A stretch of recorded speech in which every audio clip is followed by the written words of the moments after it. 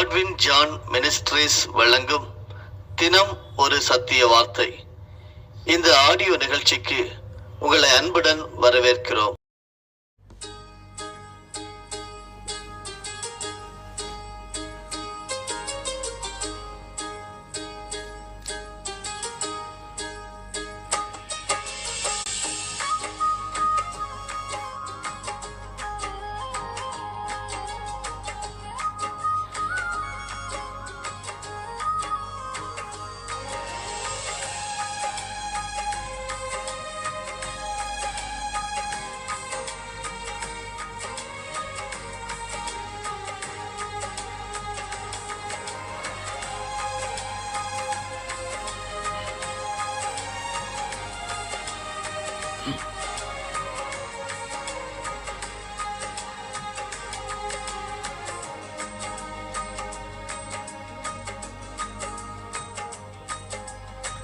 சிறகுகளின் நிழல்தனிலே நான் நம்பி இளைப்பாறுவேன். நீர்த்துணையாய் இருப்பதனால் நான் என்றும் இளைப்பாறுவேன். சிறகுகளின் நிழல்தனிலே நான் நம்பி இளைப்பாறுவேன். நீர்த்துணையாய் இருப்பதனால் நான் என்றும் இளைப்பாறுவேன். கண்மணி போல என்னை காப்பவரை நான் நம்பி இளைப்பாறுவேன். கண்ணுறங்காமல் காப்பவரை நான் நம்பி இளைப்பாறுவேன். மறைவிடமே ஆராதனை, உறைவிடமே உமக்கு ஆராதனை. அடைக்கலமே ஆராதனை, புகலிடமே உமக்கு ஆராதனை. ஆராதனை உமக்கு ஆராதனை. என்னை நேசிக்கும் இயேசுவே ஆராதனை. ஆராதனை உமக்கு ஆராதனை. என்னை ஆதரிக்கும் இயேசுவே ஆராதனை.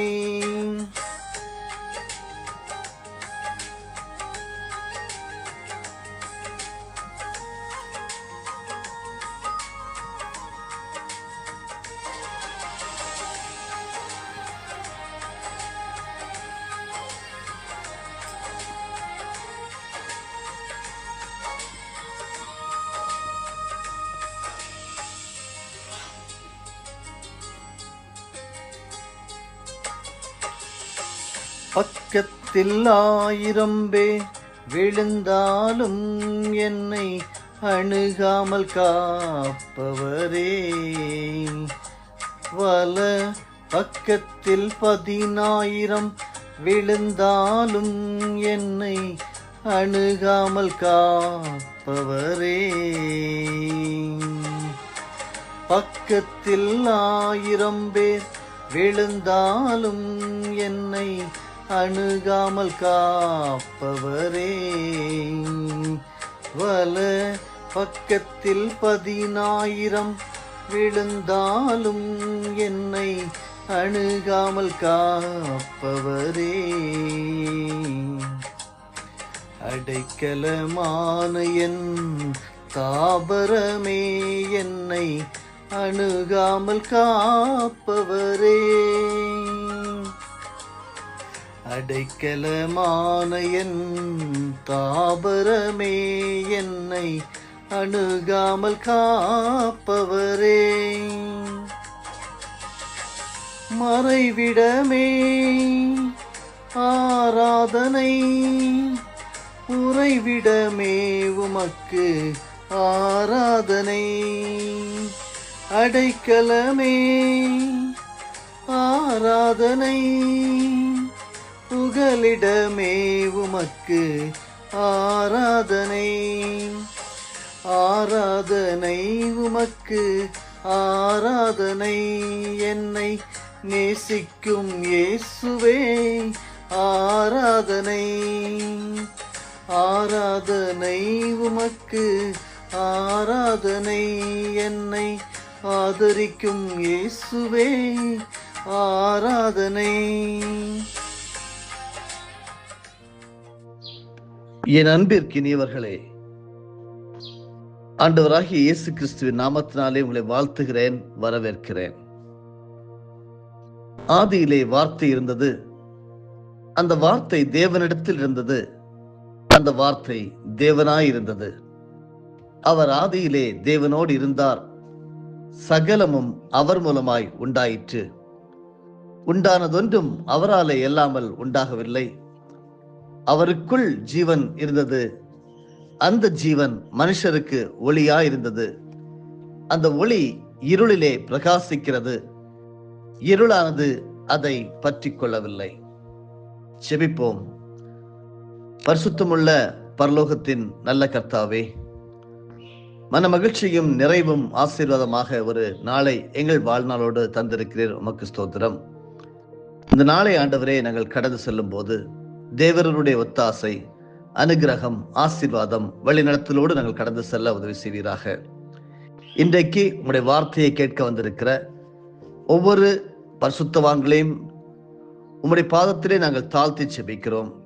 நீர் நாங்கள் எதனாலே கற்றுக்கொள்ள வேண்டும், எப்படி உங்களுடைய ராஜ்யத்தின் விரிவாக்கத்திற்காக அதை பயன்படுத்த போகிறோம் என்கிறதை நீர் அழகாக வடிவமைத்திருக்கிறதுக்காக நன்றி. நீர் நிர்ணயித்த நேரங்களிலே நாங்கள் கற்றுக்கொண்டு வருகிறோம். அதற்காக ஸ்தோத்திரம். இன்றைக்கும் கற்றுக்கொள்ளக்கூடிய ஒவ்வொரு காரியங்களிலும் பரிசுத்த ஆவியானோர் துணையோடு நாங்கள் கற்றுக்கொள்ள உதவி செய்வீராக. தாழ்த்தி உம்முடைய பாதத்திலே எங்களை அர்ப்பணிக்கிறோம். நீர் மகிமைப்படும். கிறிஸ்து இயேசுவின் மூலமே ஜெபிக்கிறேன், ஜீவனுள்ள நல்ல தகப்பனே, ஆமென். கடந்த சில நாட்களாக தேவன் அங்கீகரிக்கும் ஜெபம் என்கிற தலைப்பிலே ஒரு தொடர் போதனையை ஆண்டவராகிய இயேசு கிறிஸ்து கற்றுக் கொடுத்த பரமண்டலங்களில் இருக்கிற எங்கள் பிதாவே என்கிற ஜெபத்தை நாம் ஒவ்வொரு விண்ணப்பமாக கற்று வருகிறோம். ஆதாரம் லூக்கா 11 வசனங்கள் 1 முதல் 4 முடிய. இன்றைக்கு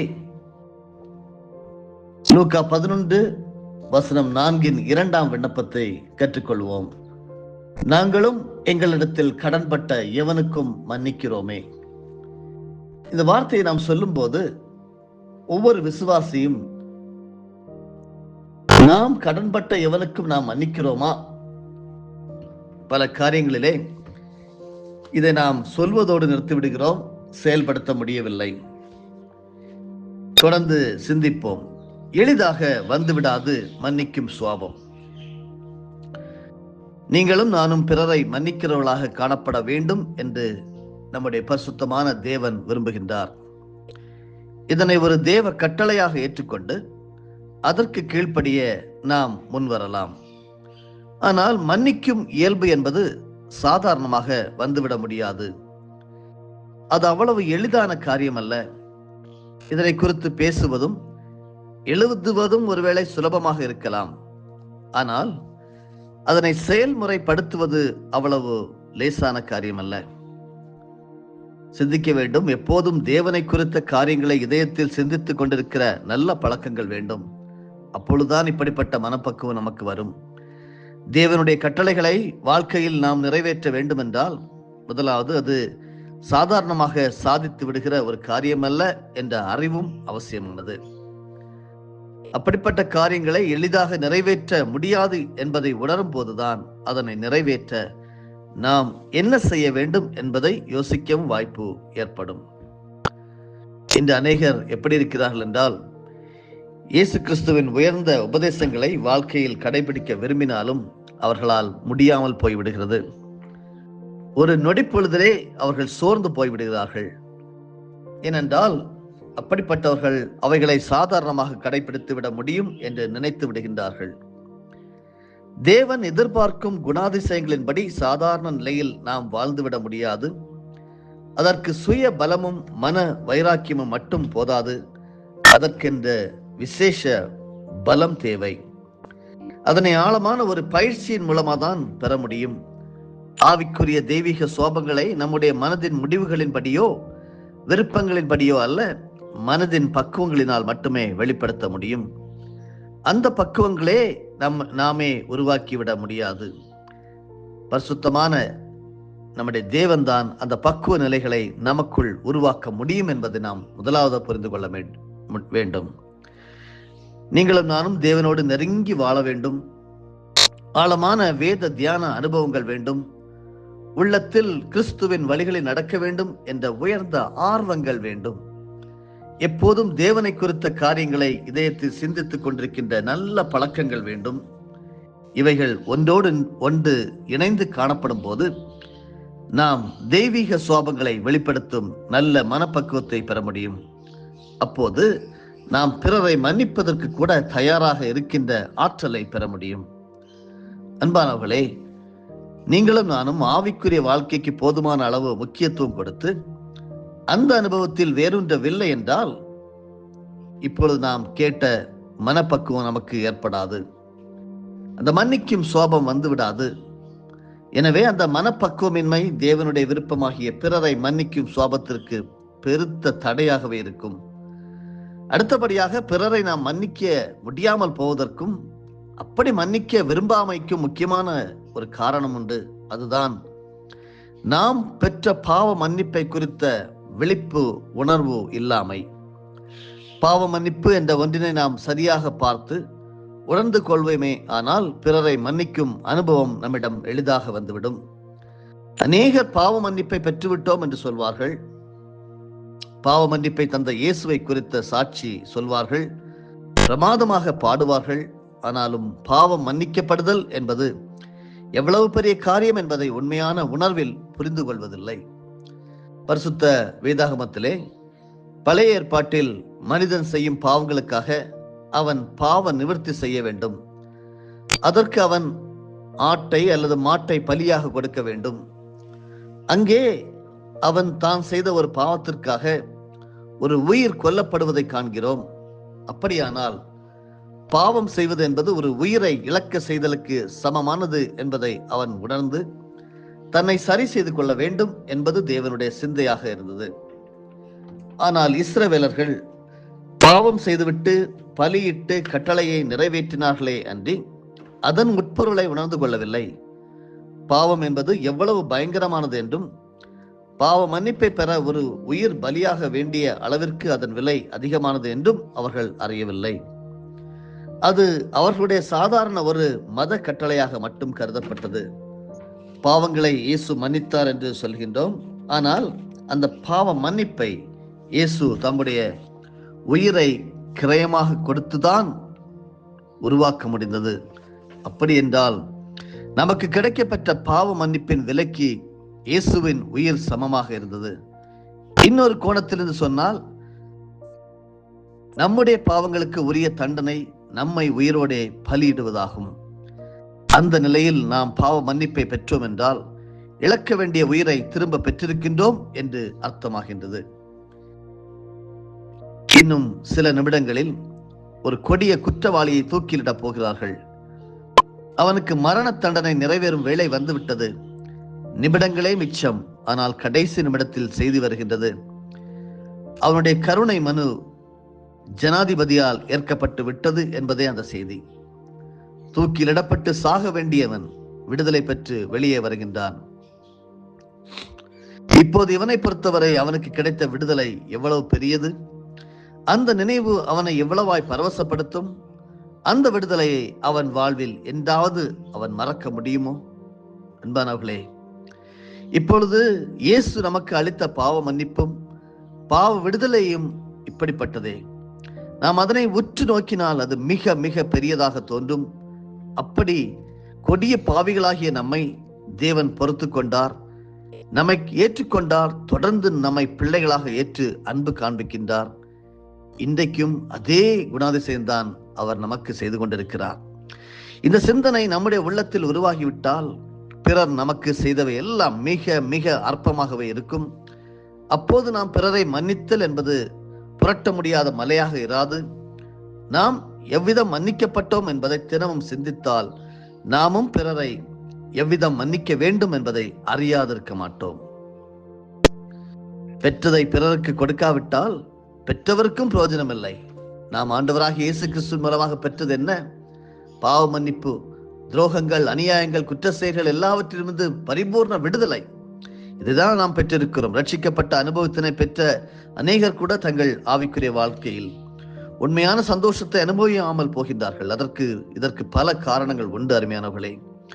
அவற்றுள் மன்னியாத சோபம் முக்கியமான ஒன்று என்றால் ஆச்சரியப்படுவதற்கு எதுவும் இல்லை. அவர்களுடைய வாழ்க்கையில் தங்கள் பாவங்கள் மன்னிக்கப்பட்டது என்ற அறிவு உண்டு. ஆனால் அந்த நிச்சயம் செயலளவில் இல்லை. அறிவு அங்கே அனுபவமாக மாறாத காரணத்தினால் பாவ மன்னிப்பின் சந்தோஷம் அவர்களுக்கு இல்லை. பைபிளை நன்கு நாம் கவனிக்கையில் ஒரு உண்மையை அறிகின்றோம். அதாவது நாம் தேவனிடத்திலிருந்து பலவிதமான ஆசீர்வாதங்களை பெற்றால் கூட அதில் ஒரு பகுதியை பிறருக்காக நாம் செலவிடவில்லை என்றால் நாம் பெற்ற ஆசீர்வாதங்களினால் நமக்கு உண்மையான பயன் கிடைப்பதில்லை. காலப்போக்கிலே அந்த ஆசீர்வாதங்கள் கூட நம்மை விட்டு எடுபட்டு போய்விடுகின்றது. அன்பிற்கினியவர்களே, கேட்டுக்கொண்டிருக்கின்றவர்களே, தேவனுடைய அன்பை, ஆதரவை, ஆறுதலை, அரவணைப்பை, சமாதானத்தை நாம் பெற முடியும். ஆனால் மறுபக்கத்தில் நாமும் மற்றவர்களுக்கு அவைகள் கிடைக்க தகுந்த விதத்தில் செயல்படும் போதுதான் நாம் பெற்றவைகளால் நாம் முழுமையான நன்மைகளை பெற முடியும். உதாரணமாக, ஒருவர் தேவனுடைய அன்பை தன் வாழ்க்கையில் அனுபவிக்கும் வாய்ப்பினை பெறுகின்றார். அந்த அன்பினால் தன்னுடைய இதயம் பரவசம் அடைகின்றதை காண்கின்றார். ஆனால் இவர் பரவசம் அடைகிற அனுபவத்தோடு நின்று விடுகிறார். பிறரை நேசிக்கவோ பிறர் மேல் அன்பு காண்பிக்கவோ எந்த சிரத்தையும் இல்லாமல் இருக்கின்றார். இப்போது இவர் தன்னுடைய அனுபவத்தில் தொடர முடியாது. போக போக தேவ அன்பை ருசிக்கும் தன்மையை இழந்து விடுவார். காலப்போக்கில் தேவ அன்பு என்பது ஒரு பொது உண்மையாக இருக்குமே அல்லாமல் அவருடைய தனிப்பட்ட வாழ்க்கையில் அவருக்கு அதனால் எந்த சுவையும் இருக்காது. ஏனென்றால் கொடுங்கள், அப்பொழுது உங்களுக்கு கொடுக்கப்படும் என்பதுதான் தேவனுடைய விதி. நாம் ஒரு புறம் தேவனிடமிருந்து பெற வேண்டும், மறுபுறம் பிறருக்கு அதனை கொடுக்க வேண்டும். அப்போது தேவனால் பெறுகின்ற அனுபவம் நம் வாழ்க்கையில் பன்மடங்காக பெருகிக்கொண்டே இருக்கும். இது ஒரு பிரின்சிபிள். வனாந்தரத்திலே இயேசு 5 அப்பங்களை பல்லாயிரங்களாக பெருக செய்தார். அதனை கவனித்து பார்த்தோம் என்றால், இயேசு தம்முடைய கையிலே கொடுக்கப்பட்ட அப்பங்களை ஆசீர்வதித்து பின்பு அதை பிட்டு சீஷரிடம் கொடுத்தார். சீடர்கள் அதனை பெற்று ஜனங்களிடம் கொண்டு போய் கொடுத்தார்கள். கொடுத்துவிட்டு திரும்பும் போதெல்லாம் இயேசுவின் கையில் தங்களிடம் தரப்படுவதற்காக அப்பங்கள் தயாராக இருந்து கொண்டே இருப்பதை கண்டார்கள்.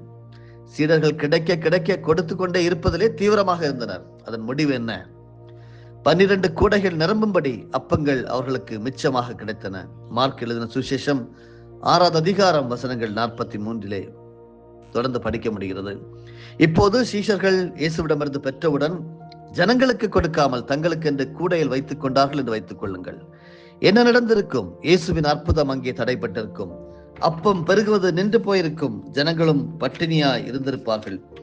சீடர்களின் கூடையும் காலியாகவே இருந்திருக்கும். தம்மிடமிருந்து பெற்றதை முதலாவது அவர்கள் ஜனங்களுக்கு கொடுத்து அவர்களை பசியாற்ற வேண்டும் என்பதே இயேசு கிறிஸ்துவின் நோக்கம். அந்த நோக்கத்தை புரிந்து கொண்டு சுயநலமின்றி செயல்பட்டதால் தான் அவர்களுக்கு மிகுதியான அப்பங்கள் மீதமாக கிடைத்தன. அன்பானவர்களே, இது போலவே எல்லா தேவ ஆசீர்வாதங்களும் நாம் நமக்காக மட்டுமல்ல, பிறருக்கு பிரயோஜனமாக விதத்தில் பகிர்ந்தளிக்க வேண்டும். அதனால் நாம் குறையப்பட்டு போவதே இல்லை. மாறாக மிகுந்த நிறைவுகளை பெற தகுதியாக்கப்படுகின்றோம். பாவ மன்னிப்பு என்பது நாம் பெறும் மிகப்பெரிய தேவ ஆசீர்வாதமாகும். ஆனால் நாம் செயல்படுவதை பொறுத்துதான் அதனை நாம் நிஜமாக அனுபவிக்க முடியும். நாம் பிறருடைய தவறுகளை, குறைவுகளை பொறுத்து கொள்ளவும் மன்னித்து விடவும் தயாராக இருந்தால்தான் நாம் தேவனால் மன்னிக்கப்பட்டிருக்கிறோம் என்ற உண்மையான நிச்சயத்தை இதயத்தில் உணர முடியும். மற்றபடி பாவ மன்னிப்பின் நிச்சயத்தை ஒருபோதும் உண்மையாக அனுபவிக்க முடியாது. லூக்கா 11:4 2ஆம் பகுதியிலே நாங்களும் எங்களிடத்தில் கடன்பட்ட எவனுக்கு மன்னிக்கிறோமே என்கிற சொல்லும் போது கவனமாக, ஜாக்கிரதையாக சொல்ல வேண்டும். தொடர்ந்து இந்த பகுதியை நாளை தினத்திலும் ஆண்டவராகிய இயேசு கிறிஸ்துவின் ஆவியானவர் நமக்கு கற்றுத் தருவதாக. ஆமென். பரிசுத்தமுள்ள ஜீவனுள்ள நல்ல தகப்பனே, இன்றைக்கு வார்த்தையின் மூலமாக நீர் எங்களை எழுப்பியிருக்கிறீர். உணர்த்தி இருக்கிறீர், கற்றுக் கொடுத்திருக்கிறீர். கற்றுக்கொண்ட பாடங்கள் ஒவ்வொன்றும் வீணாகி போகாதப்பா. எங்களை உறுத்தி கொண்டே இருக்கும், சிந்தனைகளை தூண்டிக்கொண்டே இருக்கும். நாங்களும் எங்களிடத்தில் கடன்பட்ட எவனுக்கு மன்னிக்கிறோமே என்கிற வார்த்தையை ஆழமாக புரிந்து கொள்ள கொண்டே இருப்போம் அப்பா. கற்றுத்தந்த பரிசுத்த ஆவியானவருக்கு நன்றி. இணைந்து ஜெபித்துக் கொண்டிருக்கிற ஒவ்வொருடைய தேவைகளையும் கர்த்தர் நிறைவேற்றுவீராக. நிறைவாக அவருடைய வாழ்க்கையிலே எல்லா காரியங்களையும் வெற்றியாக செய்து தருவீராக. மகிழ்ச்சியாக, சமாதானமாக உண்மையிலே நாங்கள் வளரக்கூடிய நாளாக நாங்கள் அறிக்கை செய்கிறோம். விடுதலையை தரக்கூடிய தேவனுக்கு ஸ்தோத்திரம். இயேசு கிறிஸ்துவின் மூலமே பிதாவே, ஆமென். என் ஆத்துமாவே கர்த்தரை ஸ்தோத்தரி, என் முழு உள்ளமே அவருடைய பரிசுத்த நாமத்தை ஸ்தோத்தரி. என் ஆத்துமாவே கர்த்தரை ஸ்தோத்தரி, கர்த்தர் செய்த சகல உபகாரங்களையும் மறவாதே. ஆமென்.